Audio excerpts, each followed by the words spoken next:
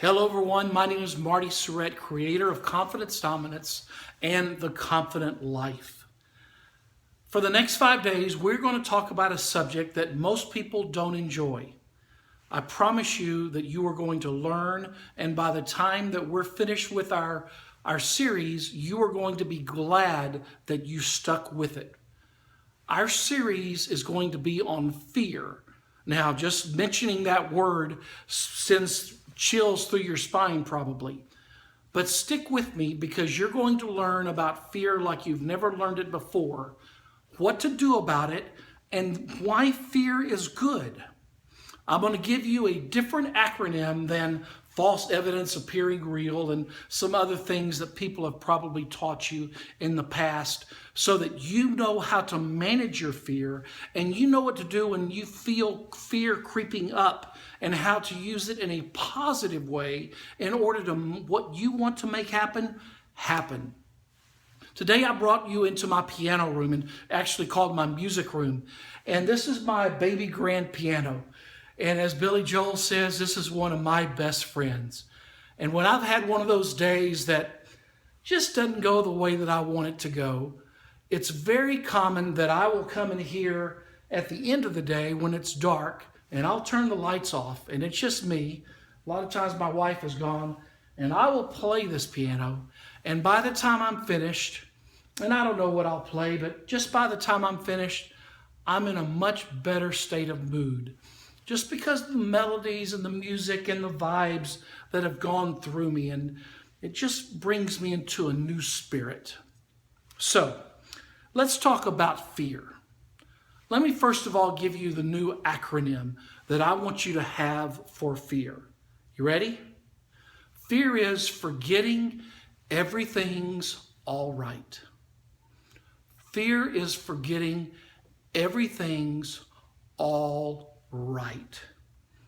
That's all you got to remember. Fear is forgetting everything is all right. Now, let me tell you about the fears that I'm talking about. I'm not talking about fears as they relate to phobias. For instance, moi hates snakes. I'm telling you right now, God messed up. He did. When he made snakes, God messed up. Can I hear an amen on that one? God messed up, and I'll tell it to him to his face. I do not understand. Spiders, I have no issue with. Snakes, yes. But I'm not talking about phobias. I'm talking about those fears when we need to perform, when we need to be doing something, or when we needing to be being something.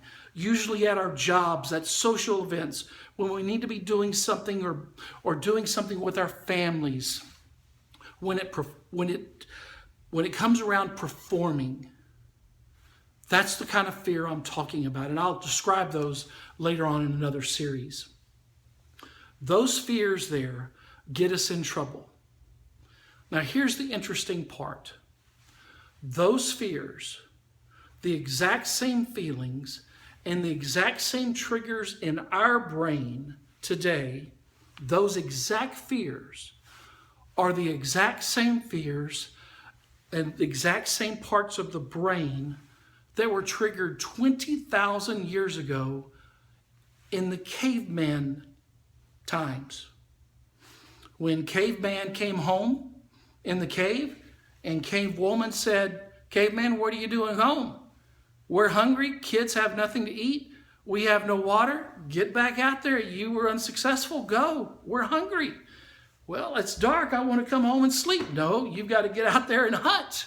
And so he goes back out there with his spear, with his pail to go get some water, and he goes out there in the dark. Now, of course, there's some real threats out there. And so he's walking very carefully, making sure he doesn't see any animals that could attack him.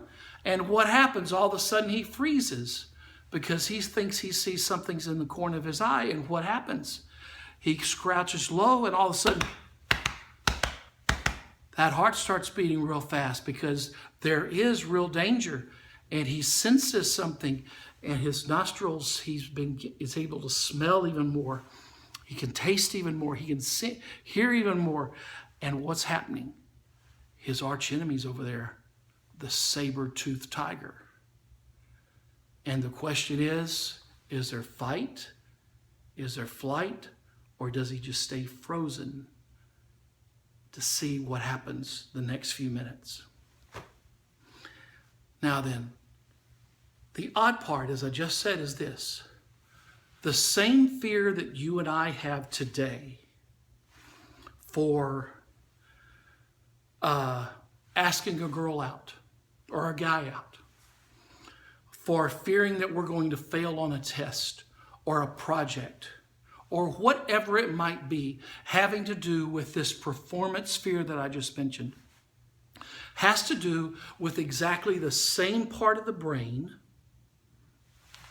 and exactly the same feelings, the same nerve endings that I just mentioned that caveman dealt with saber-toothed tiger.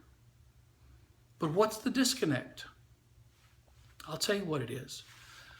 He was dealing with real fear. Saber-toothed tiger. You and I were dealing with not real fear when you really put it together. You and I were dealing with paper tiger. And that's the whole difference. You see, our fear was real, yes. I'm not discounting our fear. But when you really think about it, it really is paper tiger to saber-toothed tiger. And we forgot that everything's all right. So come and see me tomorrow, and we'll talk about a specific kind of fear and what we can do about that. And until then, go live the confident life and go fight those paper tigers. I'm Marty Surratt.